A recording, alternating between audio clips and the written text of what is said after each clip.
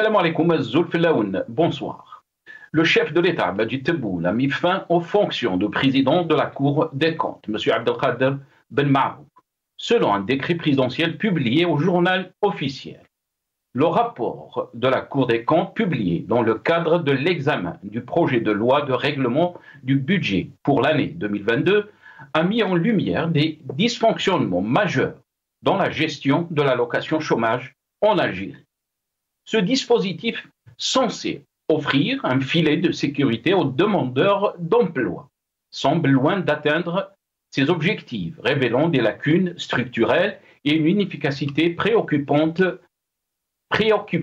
Les données du rapport montrent un décalage significatif entre les offres d'emploi disponibles et les demandes des bénéficiaires de l'allocation chômage.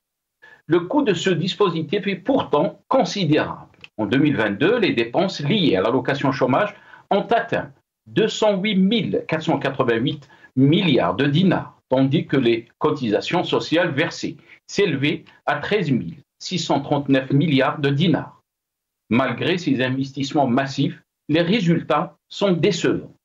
Une allocation chômage au profit des jeunes âgés de 19 ans à 40 ans avait été instaurée en février 2022. Son montant initial était de 13 000 dinars mensuels. Elle a été augmentée à 15 000 dinars à partir du 1er janvier 2023 et bénéficie à plus de 2 millions de jeunes chômeurs algériens. M. Majid Tebboune a rassuré auparavant que cette mesure phare, qui a pour objectif de soulager une frange de la société, notamment nos jeunes, est un acquis irréversible et que rien ne changera concernant les modalités d'octroi de cette allocation chômage, qui ouvre également droit à une couverture sociale et à la carte Chifa. Analysons quelques contre-coups sociaux et économiques d'une telle allocation. Le premier de ceux-ci concerne l'engouement légendaire de nos concitoyens pour le travail. Pour un SMIC à 20 000 dinars et une subvention à 15 000 dinars, le choix est vite fait. Et nombreux sont ceux qui préféraient bénéficier de l'allocation chômage et mener la vie rêvée de Regda ou de manger que de s'embêter à travailler. M. Tebboune s'est vanté en déclarant « Nous sommes le premier État en dehors de l'Europe à instituer une telle prime. Nous avons décidé qu'elle équivaudra à un pré-salaire qui sauvegardera la dignité des jeunes chômeurs. » Qu'entend M. Tebboune par jeune? Est-ce en encourageant nos jeunes à la paresse et à l'oisiveté qu'on leur rendra leur dignité? On le voit donc par des mesures qui n'ont pour objectif que d'acheter la paix sociale. M. Tebboune et ses conseillers s'adonnent à de la politique du surplace, incapables de voir plus loin. La question qui s'impose, qu'est-ce qui a poussé la présidence à mettre fin aux fonctions du président de la Cour des comptes après 30 ans à ce poste? Sommes-nous face à un échec d'une politique économique et une contradiction totale entre le discours officiel et la réalité? Nous débattrons avec nos invités de toutes ces questions, juste après cette petite intro.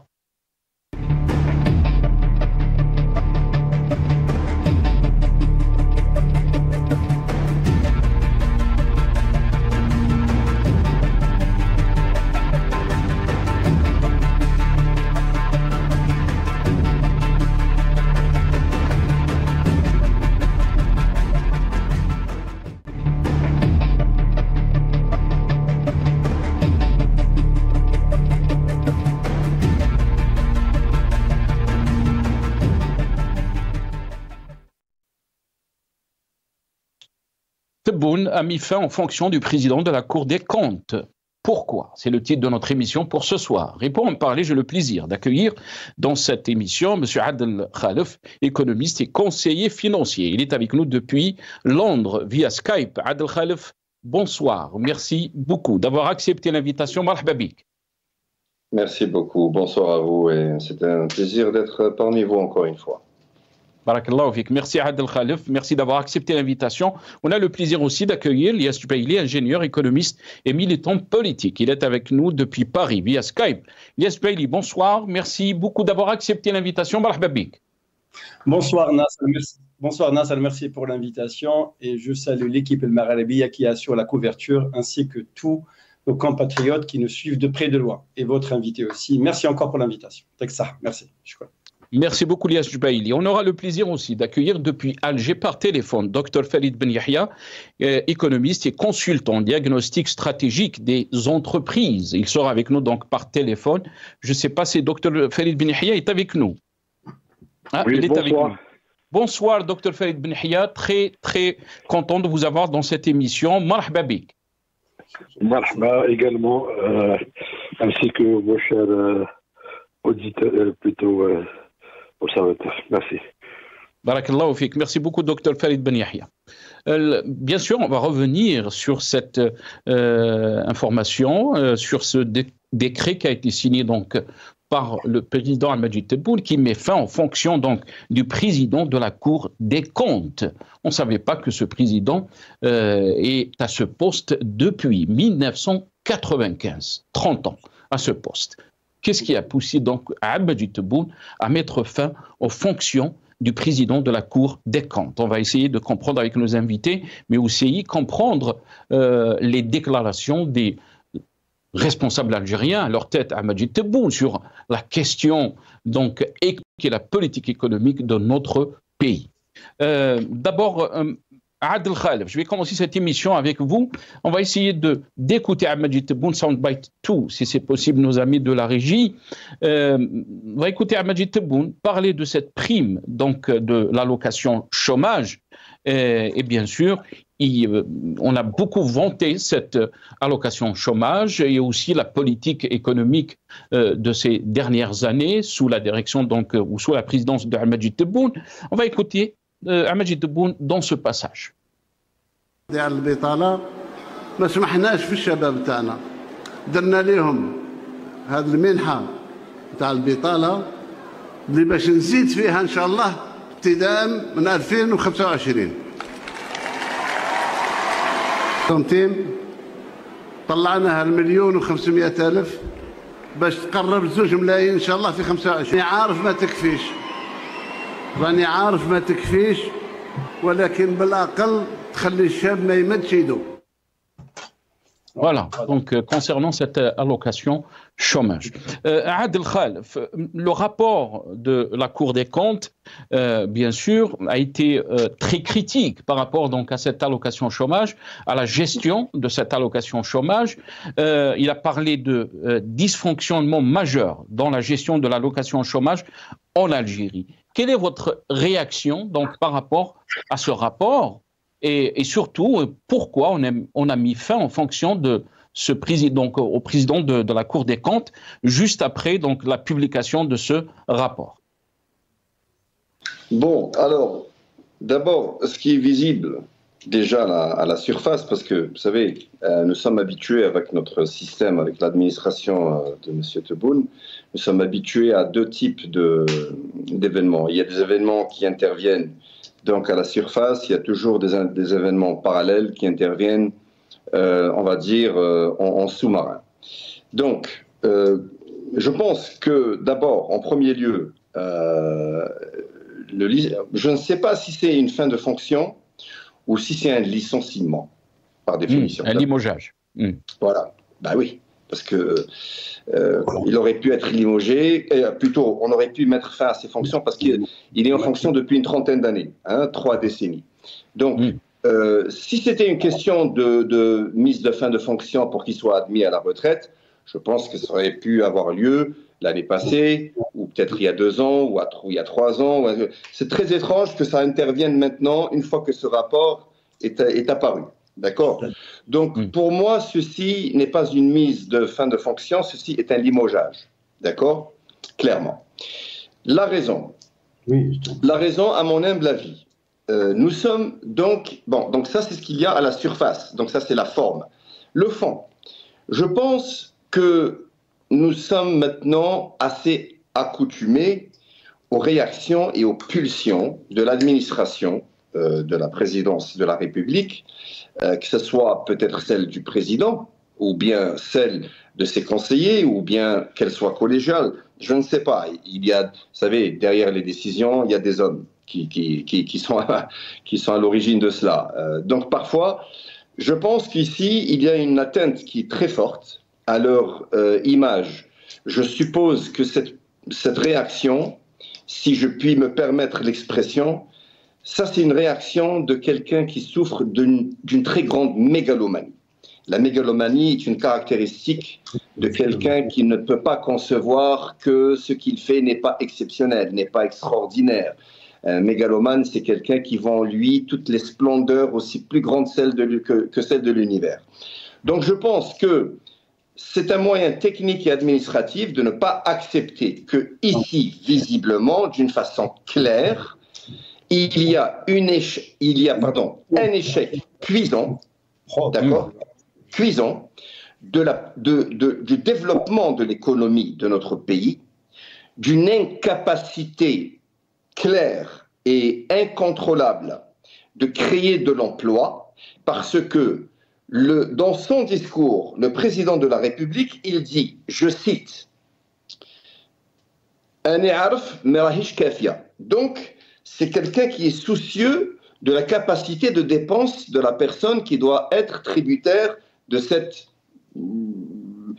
enveloppe, je ne sais pas comment on peut, quelle que soit la terminologie, voilà. Donc, on est soucieux qu'il ne soit pas heureux, qu'il ne soit pas convaincu que le bénéficiaire, pardon, plutôt pas c'est le bénéficiaire, pas le tributaire, même si ça a le même sens dans ce contexte, on a envie que cette personne reste calme. On veut lui montrer que bientôt il y aura mieux. Or, le problème, monsieur, c'est que quand quelqu'un aime le poisson, il ne faut pas lui donner tout le temps du poisson, il faut lui apprendre à pêcher le poisson. Il y a une incapacité viscérale en Algérie, d'abord de former la jeunesse. La jeunesse qui représente 75% de la population qui a moins de 30 ans. Vos invités me corrigeront sur le pourcentage si je me trompe. Je ne suis pas toujours en contact parfait avec les vrais chiffres. Il y a un problème de formation. Il y a un problème. Vous savez, cette jeunesse, si elle n'est pas formée, c'est un boulet. Et quand on lui facilite encore beaucoup plus le gain facile, on fait de lui un boulet encore beaucoup plus dangereux, qui plus tard ne va rien produire, ne va rien donner à la République, au pays, à la nation, ni à lui-même. Et donc, je pense qu'il y a ici une forme de réaction, la vraie pulsion classique, qui ne veut pas qu'on mette le réchec sous les projecteurs. Très bien. Restez avec nous, Adel Khalif. Docteur Farid Ben Yahya, la question est à vous. Adel Khalif parle d'un échec cuisant de la politique économique de Majid Tebboune, alors qu'on a vanté cette allocation chômage. La Cour des comptes a critiqué ou a mis en lumière des dysfonctionnements majeurs dans la gestion de cette allocation chômage en Algérie, alors qu'auparavant Majid Tebboune avait qualifié que cette mesure phare qui a pour objectif de soulager une frange de la société, notamment les jeunes, est un acquis irréversible et que rien ne changera concernant les modalités d'octroi de cette allocation chômage. Comment peut-on lire donc ce rapport, Dr Farid Ben Yahya, mais aussi le limogeage, comme a utilisé le mot Adel Khalif, du président de la Cour des comptes? Bon, la première des choses, c'est vrai que l'Algérie actuellement a pris certaines dispositions pour essayer d'aider la jeunesse en chômage. Pour la simple raison qu'il y a le taux de chômage qui est très élevé et que la population, je dirais moins de 30 ans, c'est l'équivalent de 70% de la population. Parmi si on fait une segmentation de la population, on trouve des universitaires, des personnes qui ont des diplômes, je dirais, supérieurs, d'autres qui ont même des doctorats, etc. Et il y a des jeunes qui ont des diplômes de formation professionnelle, d'autres qui n'ont pas de niveau, et tout le monde cherche à travailler. L'État a essayé de trouver une solution. C'est bien d'octroyer une allocation de chômage, c'est vrai. Lorsqu'on donne une allocation de chômage, ça veut dire qu'il faut qu'on prépare des institutions, parce que si je n'ai pas une économie forte, je ne peux pas soutenir ce genre d'engagement. Parce que l'État, d'où est-ce qu'il ramène les fonds sociaux, et les ramène d'une économie qui est forte. Lorsque j'ai une économie qui est un peu faible, je ne peux pas assurer, je dirais, le fonctionnement de ces institutions-là ou d'octroyer une quantité importante d'argent. Bon, l'État a cherché la paix sociale parce qu'ils avaient peur, quand on va mettre une chose, qu'à chaque fois dans les pays arabes, il y a toujours des manifestations et c'est toujours qui sont ces gens-là qui sont utilisés pour, je dirais, comme des appâts pour déstabiliser certains régimes, etc. Le gouvernement algérien a essayé de trouver une solution, voilà, de dire, voilà, c'est vrai que la jeunesse a besoin, je dirais, d'avoir un peu d'argent, mais l'essentiel que on gagne un peu la paix sociale. Mais c'est pas comme ça qu'on gagne la paix sociale. La paix sociale, elle doit être gagnée par une économie qui est forte, elle doit être gagnée par des compétences avérées qui vont développer l'économie. Et ces allocations, j'aurais aimé qu'il y ait un débat entre les économistes, entre les membres du gouvernement au sein du Sénat, de l'APN, et bien des gens avant de prendre n'importe quelle décision. Parce que prendre une décision pareille, qui a un impact, je dirais, peut-être plus tard négatif sur la jeunesse algérienne. Parce que lorsque quelqu'un reste à la maison pendant une année ou 2 années ou je ne sais pas quoi, sans travailler, sans faire une formation, sans être assisté accompagné par une entreprise pour qu'il apprenne un autre métier, etc. Là, ça devient une allocation qui est, je dirais, qui a un effet nocif, négatif, d'accord ? C'est pas une allocation, c'est vrai, on peut aider. Je pourrais peut-être comprendre une institution d'allocation de chômage pour des gens, par exemple, qui ont travaillé pendant 5 ans, 10 ans dans le secteur du bâtiment ou dans le secteur du BTPH, dans les mines, et que peut-être les entreprises ont déclaré faillite. Là, l'État les prend en charge, à l'instar de l'ordre de la Belgique, c'est un certain pays. Donc, ils cotisent, c'est comme cotiser à la CNAS, cotiser à la CNL, cotiser dans ces institutions sociales. C'est tous les Algériens qui cotisent et on les prend en charge pendant une période, pendant 1 année, 2 années, juste le temps, ou même moins que ça, juste le temps qu'ils trouvent un emploi adéquat. Le rapport, donc, lorsqu'il a été établi par cette institution, donc il faut le prendre, parce qu'ils ont une vision peut-être qui est différente du politique. Mais on ne peut pas dire qu'il faut tout le monde regarder dans le sens, je dirais, du politique, même au sein de la politique, au sein de l'équipe présidentielle. Peut-être qu'il y a des gens qui voient les choses différemment. D'accord, peut-être que le président a une vision qui est différente d'un ministre, le ministre qui a une vision autre différente. Et c'est pour ça qu'on essaie de trouver des solutions. Mais moi, je constate que il y a des décisions qui ont été prises sans je ne dirais pas le consentement, mais sans essayer de comprendre les choses. Parce qu'avant de faire toute une décision, il faut qu'il y ait cette réflexion stratégique, cette vision stratégique. D'accord c'est-à-dire, je ne peux pas prendre d'une manière inadéquate un sujet, prendre des décisions qui vont être négatives sur l'avenir du pays. Parce que si on va faire les calculs, c'est-à-dire combien que l'État paye pour ces jeunes, peut-être qu'on pourrait créer, durant 3 ans, 4 ans, peut-être qu'on pourrait créer plusieurs entreprises de production, d'accord ? Absolument. Et voilà, plusieurs produits. Moi, ce que j'aime, j'aime la jeunesse qui travaille.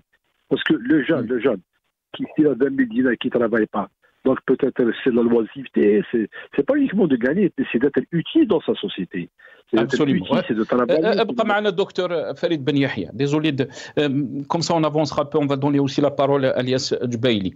Docteur Ben Yahia a parlé aussi du coût de cette allocation chômage qui est très important, puisque dans ce rapport de la Cour des comptes, on a parlé aussi de ce coût, de ce dispositif qui a été qualifié donc de considérable, malgré donc ces investissements massifs, les résultats sont décevants. C'est ce qu'on peut lire dans ce rapport de la Cour des comptes. Le chiffre qui a été avancé, il est extraordinaire. On parle de 208 488 milliards de dinars, tandis que les cotisations sociales versées s'élevaient à 13 639 milliards de dinars. Elias Djubaili, les chiffres sont très clairs. On investit beaucoup, mais malheureusement, les résultats sont décevants. Oui, absolument, Nasser. Moi, j'ai lu le rapport, succinctement, j'ai lu le rapport de la Cour des comptes. D'abord, la méthode, la façon de répondre et régler le problème in situ et de ne pas le déplacer, toujours, on est à côté de la plaque. On dit à côté, c'est-à-dire ceux qui décident des destinées de ce destin de ce pays. C'est-à-dire, soit on déplace le problème, soit on passe par la méthode de force. C'est un mode opératoire qui est consubstantiel par rapport à la gouvernance de notre pays. C'est une fuite en avant. C'est-à-dire, une personne qui occupe un poste, on peut revenir là-dessus depuis 30 ans, depuis 95 jusqu'à maintenant, et qui a fait un rapport qui juste est cohérent, non seulement sur le coût du financement de l'allocation chômage, mais aussi sur le volet des écoles en Algérie, le volet pédagogique et le volet de fonctionnement qui est sous la tutelle du ministère de l'Intérieur. Sur le coût de financement, Nasser, je l'ai toujours dit ici à Al-Magharibia, dans les pays modernes, on cherche à savoir comment financer, en fait, comment financer le coût.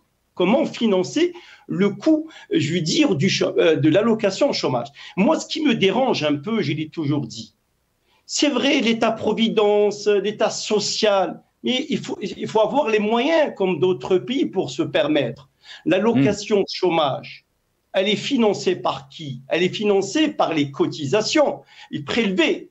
C'est l'employeur qui verse à l'assurance chômage ce qu'on appelle des cotisations en fonction selon les salaires bruts de chaque salarié. Or ici, un jeune qui n'a jamais travaillé, vous lui dites qu'il est admissible à une allocation chômage. Il faut dire autrement, pour préserver l'intégrité et la dignité du jeune Algérien, il faut lui fournir un travail, il faut un plan Marshall de travail pour le retour de l'emploi dans ce grand pays. 70% de jeunes, que ce soit universitaires, diplômés, pas diplômés, il faut, pour respecter la dignité humaine dans des grands pays modernes et démocratiques, il faut assurer le travail. C'est ça la politique des grands pays, un petit peu, qui ont le souci de faire très attention à leur peuple. Donc, en fait, vous avez les politiques de quoi? Les politiques de l'emploi recouvrent aussi ce qu'on appelle des interventions publiques pour améliorer le fonctionnement. Or, tout ça chez nous, il va à contresens. Tout le monde le sait. On ne peut pas. Certes, c'est une paix sociale. Quand on dit on ne veut pas laisser Wahed à côté de la plaque. Je suis tout à fait d'accord dans le fond. Mais sur le fond, il le sait très bien, M. Tebboune. C'est pas comme ça. Ce ne sont pas des soins, ce ne sont pas des pansements. Le peuple algérien, en tout cas la jeunesse algérienne, en tout cas le citoyen algérien, il a besoin d'un travail. C'est comme ça pour relancer l'économie. C'est le retour de l'emploi. Quels sont ces PME et PMI qui participent, qui contribuent à la richesse du pays? Jusqu'à présent, il n'y a pas. Qu'est-ce qui fait l'économie allemande, elle est forte? Elias Jubaili, je vais vous rendre la parole. Elias Jubaili, parce que j'ai une petite vidéo que je voulais faire passer aussi de déclarations qui ont été faites par Abdelmajid Tebboune quand il a parlé des petites et moyennes entreprises et que presque 20 000 chômeurs ont renoncé à leur allocation chômage. Quand on entend le discours des responsables algériens, dont Abdelmajid Tebboune, on n'arrive pas à comprendre exactement pourquoi la réalité contredit, puisqu'on parle d'un rapport de la Cour des comptes qui contredit donc les chiffres, qui contredit les déclarations de Abdelmajid Tebboune et des responsables algériens. On va écouter qu'est-ce qu'a déclaré donc Abdelmajid Tebboune dans ce passage.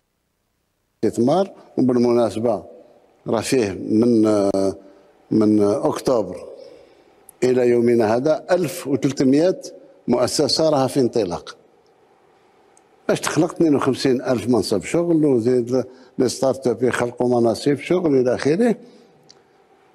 نعطيه أنا المنحة نتاعو تاع البطالة،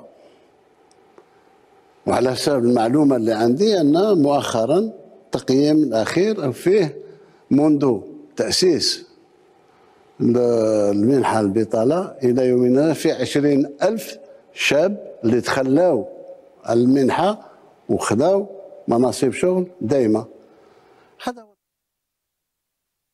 Voilà, donc pour Abdelmajid Tebboune, cette allocation chômage est une bonne chose et que presque 20 000 jeunes ont renoncé donc, à cette allocation chômage. Et il a parlé de 13 000 sociétés qui vont être créées, les start-up.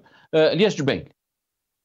Tout d'abord, en fait, c'est quelque chose de logique. Quand on veut investir, les investissements, il faut avoir une stabilité politique. On n'investit pas sur du vide. Les entreprises étrangères, quand ils veulent investir en Algérie, ils passent par la COFAS. La COFAS, c'est-à-dire, c'est une société d'assurance qui évalue la qualité de l'investissement dans un pays donné. Quand la stabilité politique et l'assise du pays est prête, les gens investissent forcément. Donc, ce qu'on appelle les IDE, les investissements des étrangers directs, à ma connaissance, ça ne dépasse pas $1 milliard. Peut-être il y a d'autres invités qui vont me contredire. Quant à la création des PME, des PMI en Algérie, elles sont très faibles. Elles sont très faibles. Est-ce que vous savez très bien que la création, il y a le parcours du combattant pour asseoir une société en Algérie, le registre de commerce, comment gagner des marchés, est-ce qu'il y a des mesures incitatives pour inciter les jeunes à travailler? Non. Quand vous dites une allocation chômage, moi je dirais pas allocation chômage, une allocation tout simplement de revenu minimum, un revenu minimum d'insertion, c'est-à-dire on insère les jeunes pour ne pas laisser en dessous du seuil de pauvreté. Pour dire allocation chômage, non. Pour prétendre à une allocation chômage, il faut que le citoyen, le jeune, même pas forcément le jeune, il faut qu'il travaille, il faut qu'il cotise dans une caisse, et une fois il se retrouve au chômage, c'est tout ce qu'il a cotisé pourront, c'est-à-dire l'aider à récupérer cette allocation. C'est donnant, c'est comme ça. On n'est pas dans l'affect, il y en a ça. On est dans une réalité de marché. Maintenant, le chômage, il est de 20 000 dinars. Et l'allocation chômage, où le revenu minimum d'insertion, il est quasiment identique. Est-ce que c'est des mesures incitatives à pousser le jeune à travailler? Je dis non. Il faut un plan Marshall du travail. Il faut déjà il faut inclure dans les universités algériennes ce qu'on appelle des cycles de formation.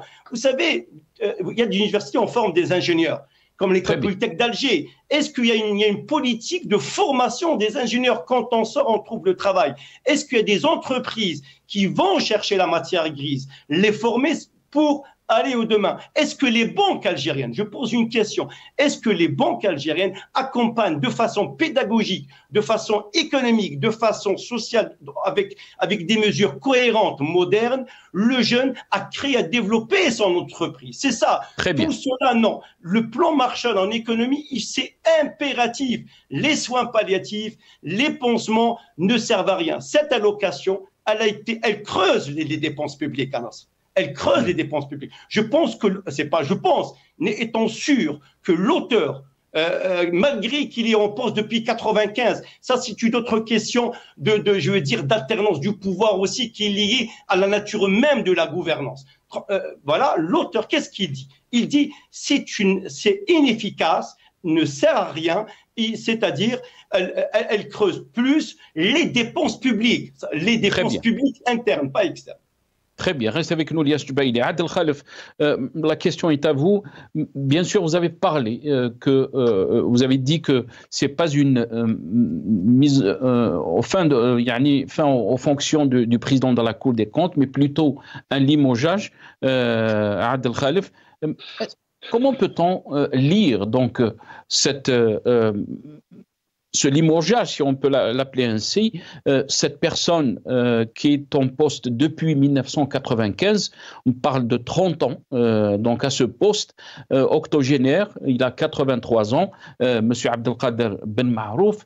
D'un côté, ceux qui vous diront que c'est une bonne chose pour la stabilité de nos institutions, mais de l'autre côté aussi, comme ça a été dit par Lias Jubaili, la question donc quand on parle en Algérie, 70% de jeunes Algériens, alors qu'on voit cette personne octogénaire, et on voit aussi Salah Goujil qui a déclaré que peut-être fin février va quitter son poste. Qu'est-ce que cela dénote, Adel Khal? Bon, écoutez, je vais être un peu plus dans l'arithmétique. Ce que M. Lias Jubaili a expliqué est une explication très très cohérente, parce qu'il a parlé que ce sont les coûts qui doivent être contrôlés, et ça c'est très important, surtout dans la situation dans laquelle nous nous trouvons aujourd'hui. Or, je pense que ces gens-là, enfin quand je dis ces gens-là, ces gens au pouvoir, ne semblent pas mesurer le gros problème. Bon, d'abord, il y a ici une incompréhension totale de l'administration Tebboune, de la texture de la société algérienne, de cette jeunesse. Ils ne connaissent pas ces jeunes, ils ne comprennent pas ces jeunes, ils n'ont pas connaissance de leur structure mentale. Ils ne réalisent pas que les jeunes d'aujourd'hui ne sont pas les jeunes d'il y a 30 ans. Les jeunes d'aujourd'hui sont des gens qui sont issus de l'époque du numérique. Ce sont des gens qui réfléchissent vite, qui sont très avancés. Bon, peut-être certains d'entre eux n'ont pas eu un cycle éducatif complet, habitués, on va dire, au hadith, comme on dit dans notre jargon. Par contre, ce sont des gens qui sont collés à leur téléphone portable, à leur smartphone. Ce sont des gens qui travaillent dans des applications. Donc, ils ont des acquaintances technologiques très développées, beaucoup plus que ceux de mon époque, de toute façon. Vous savez, moi, j'ai presque 52 ans. J'ai rencontré des jeunes qui ont 15 ans, 20 ans, qui m'ont fait découvrir des options dans mon téléphone que je ne connaissais même pas. C'est vous dire à quel point la jeunesse d'aujourd'hui est très avancée.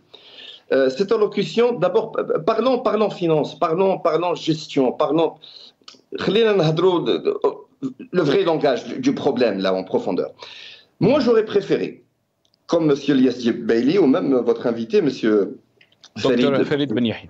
Voilà, qui avait aussi parlé très justement quand il a dit qu'il y a un problème ici de formation de la jeunesse, qu'il faut pas aller vers la facilité. Restons sur le côté technique et financier, les finances de l'État. Monsieur, nous avons des finances qui sont basées 95% sur les énergies fossiles. Nous avons un tissu industriel techniquement, par définition expressis verbis, inexistant. On ne sait pas, c'est pas qu'on ne sait pas, on ne veut pas créer de l'emploi. On ne veut pas développer les PME et PMI qui sont, eux, la colonne vertébrale de la création de l'emploi. Moi, j'aurais préféré que le budget Hadaya qu'ils ont alloué aux jeunes, j'aurais préféré qu'on l'utilise pour qu'on puisse arrêter une autre saignée financière de l'État. Aujourd'hui, ce sont les subventions.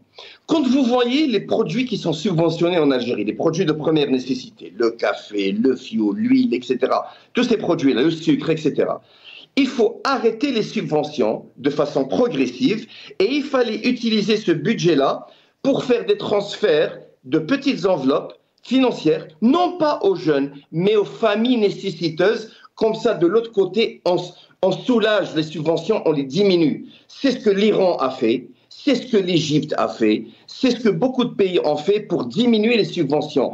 Quand on voit les subventions, ce que ça coûte au Trésor, ce que ça coûte à l'Algérie, quand on voit les financements à Douma qu'on débloque pour les jeunes, qui sont des financements inutiles, irrationnels, qui n'ont absolument aucun sens, qui ne vont apporter que du mal au lieu du bien pour ces jeunes-là, parce qu'il faut les former. M. Jebaili a parlé de la formation.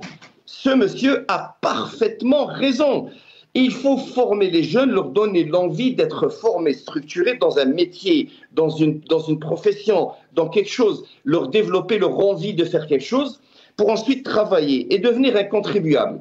L'État algérien a oublié aussi autre chose qui est très importante. Monsieur, trop d'impôts tue l'impôt. En Algérie, personne ne paye l'impôt parce que personne ne travaille. Ceux qui payent les impôts, ce sont des petites entreprises. Mais si on a la masse des employés à Douma qu'on forme, qui travaillent, qui ont un salaire, qui contribuent à la caisse, après, depuis là, c'est une source de développer les financements pour d'autres trucs structurants.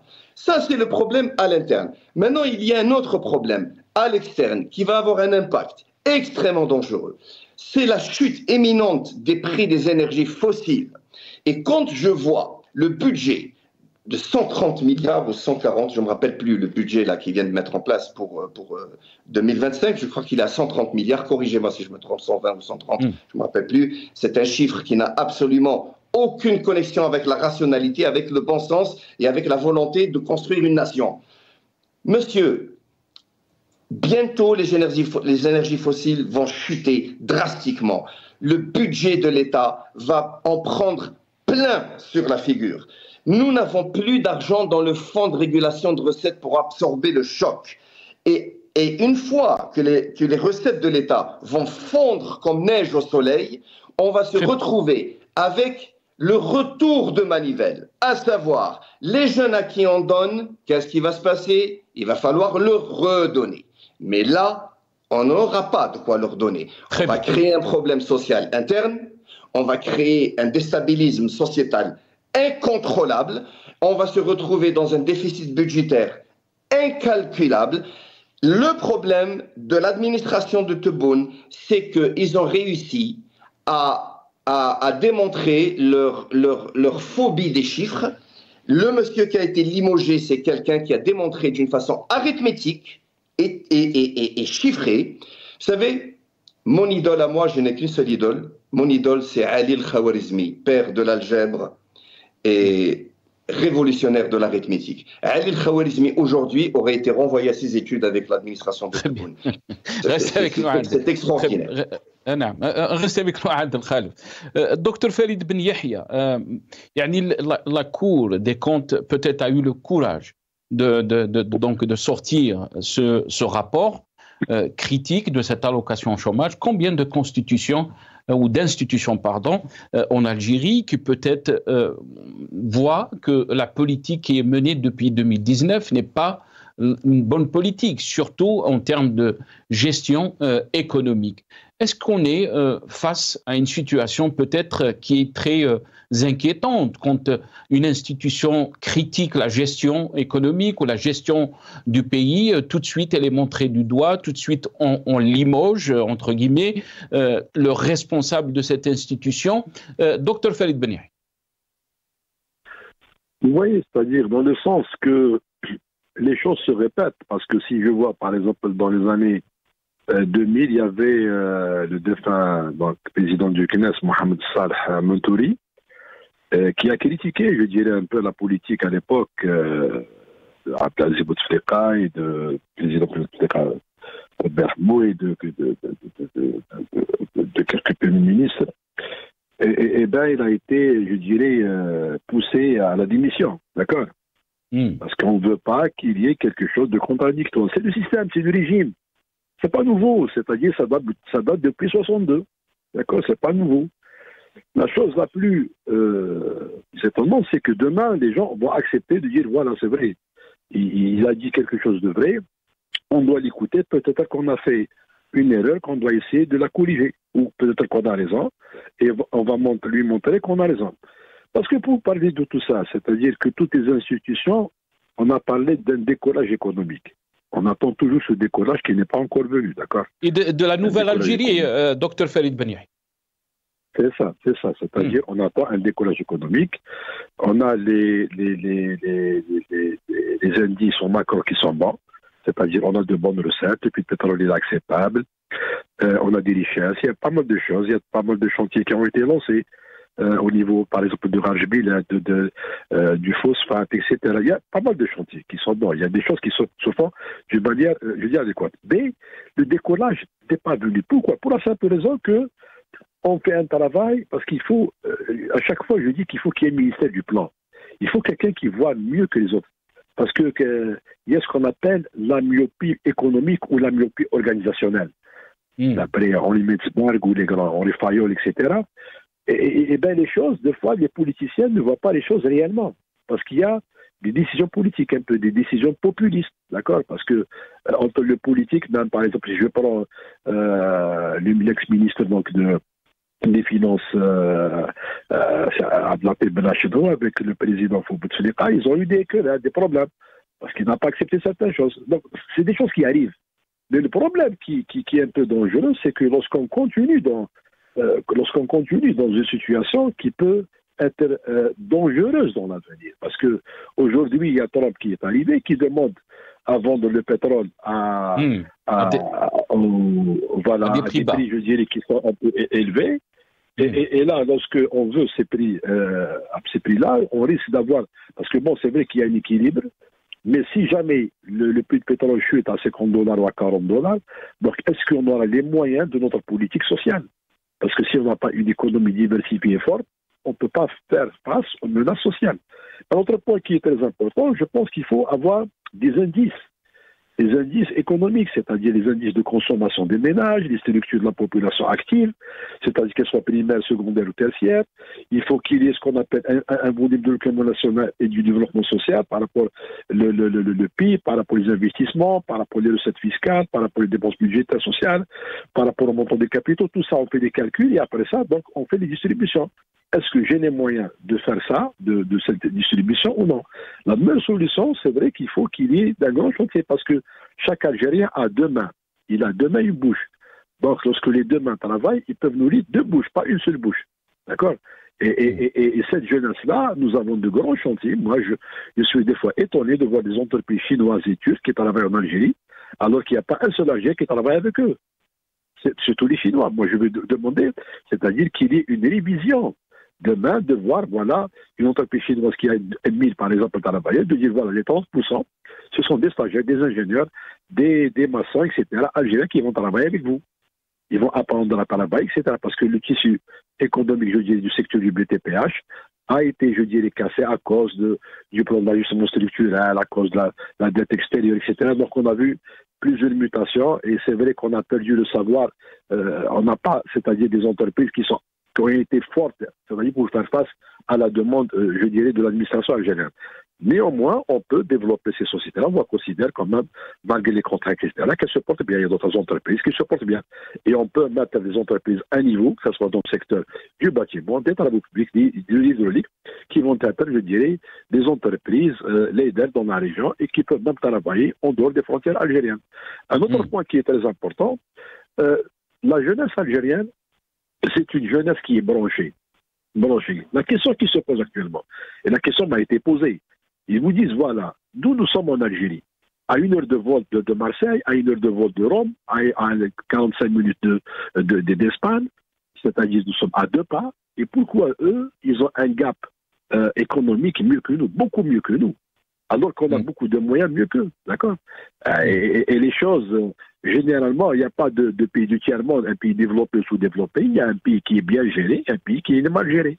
D'accord. Très bien. Et c'est pour ça qu'il faut se concentrer, d'avoir des compétences. Il faut écouter les experts, même s'ils sont pas d'accord avec vous. C'est-à-dire, on n'est pas contre les personnes en tant que personnes, mais peut-être que la politique, il y a le politique et la politique. D'accord.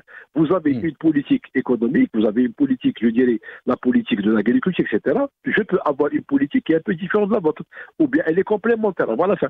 Mais le politique, c'est-à-dire, il faut qu'on choisisse. Est-ce qu'on est capitaliste? Est-ce qu'on est socialiste? Est-ce qu'on est... C'est ça. Il faut déterminer notre choix économique. Et puis, à partir de ça, je suis pour le social. Je suis quelqu'un qui défend le social. Mais un social raisonnable. Un social qui construit. C'est-à-dire, je ne peux pas laisser un jeune de 18 à 20 ans prendre des aides sociaux, chômage, vous l'appelez chômage, vous l'appelez aide sociale, etc., alors qu'on a des capacités énormes de construire une économie, je dirais, forte et complète les premiers au niveau africain. Très bien. Reste avec nous, Dr Farid Ben Yahia. Il ne me reste pas beaucoup de temps. Juste pour rappeler aussi que quand on va sur le site de la Cour des comptes, on n'arrive pas à trouver donc ce rapport. Ce rapport donc a été enlevé ou a été supprimé donc du site de la Cour des comptes. Est-ce qu'on peut parler de l'échec de la politique économique quand on entend Farid Ben Yahia? C'est que on n'écoute pas les experts en Algérie, mais le problème c'est qu'il y a une contradiction entre ce qui est dit et ce qui est annoncé par l'Ahmadi Tebboune, par les responsables, que tous les indices sont en vert. On parle d'une 3e économie en Afrique. Quand on entend Ahmadi Tebboune et les responsables algériens, on se dit que l'Algérie est devenue une puissance économique, alors qu'on n'arrive pas à gérer une allocation chômage. Chauffe, Nasser, tant qu'on ne tient pas un discours de vérité,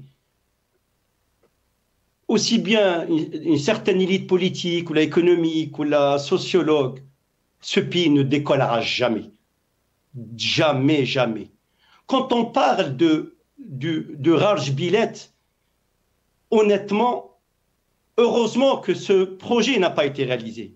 J'étais parmi ceux disant que ce Rajbilet, en dehors de l'extraction du minerai, la façon comment le traiter, mais le coût du transport, c'est irréalisable, irréalisable, irréalisable. Techniquement, scientifiquement, je suis ingénieur en génie civil, option géotechnique, après je me suis spécialisé en économie. Je peux vous le dire, les ingénieurs in situ peuvent dire qu'il est irréalisable ce projet, et c'était une recette froide qui est destinée juste pour la consommation intérieure et pour dire que l'Algérie, elle est porteuse de grands projets économiques. Deuxièmement, c'est vrai, c'est bien le social, mais nous ne voulons pas une société qui vit sous l'assistanat. Nous voulons une société, une jeunesse qui travaille, la jeunesse algérienne, les ingénieurs algériens, toute la masse universitaire algérienne ne cherche qu'à contribuer pour décoller le pays. Concernant le tissu industriel, je l'ai dit plusieurs fois, même sur Alternative, les industries industrialisantes, c'est la grosse erreur depuis notre indépendance. Même les soviétiques nous ont déconseillé de prendre ce réseau. Ils nous ont déconseillé. Les Chinois, Geely, Nissan, Chery, qu'est-ce qu'ils ont fait? Ils ont voulu investir en Algérie, construire avec un transfert de technologie, avec un site. Le cahier de charge a été finalisé, il n'a pas abouti. Les conditions qui ont été données, irréalisables. 30% d'intégration des PMU et des PMU algériennes, alors que le tissu des PMU et PMI il est inexistant en Algérie. Les Chinois, c'est des amis, alliés, depuis l'indépendance, qui nous ont aidés financièrement parlant, c'est des pragmatiques. Ils ont dit non, monsieur, non, mes chers amis algériens, on va se diriger vers l'Égypte. Et le site de Geely va être implanté en Égypte. C'est ça la réalité de notre pays. Tant que nous mchions à l'Atefa, tant que nous mchions avec les belles phrases, on ne peut pas être des Molières partout. On ne peut pas faire des romans de Shakespeare. Le peuple, il a besoin de solutions, et je le dis, des solutions. La réalité du pays, elle est tout autre. Il faut redécoller l'économie. Quand on dit vous avez 1200 km de côte, on n'arrive pas, le citoyen algérien n'arrive pas à manger la sardine qui a je ne sais pas à combien. Vous savez, les Égyptiens, le poisson, il coule à flot. Ils n'ont que 700 km de côte. Les investissements, c'est ça. Nous voyons que nous sommes beaux, que nous avons la recette. Nous avons réussi l'indépendance, Nasser. Nous avons réussi l'indépendance, qu'on dit. Nos aïeux, les Chouhada qui ont réussi. Mais nous n'avons pas su donner un coup de filet à ce pays. Le Vietnam, qui a souffert aussi bien que le peuple algérien de la barbarie militaire américaine et de l'organisation française. Ils ont construit un des plus grands pays de l'Asie, quasiment au même titre que la Corée du Sud. Et quand même, ils rivalisent des plateformes industrielles comme le Singapour et comme la Chine. La réalité, on ne peut pas faire de l'Algérie un État-providence. Oui, il faut faire du social, c'est normal. Oui, mais on ne peut pas livrer sur un plateau d'argent tout. Il faut la valeur du travail, la valeur d'un pays, c'est le travail. Vous savez, aussi en France, ils ont des problèmes partout.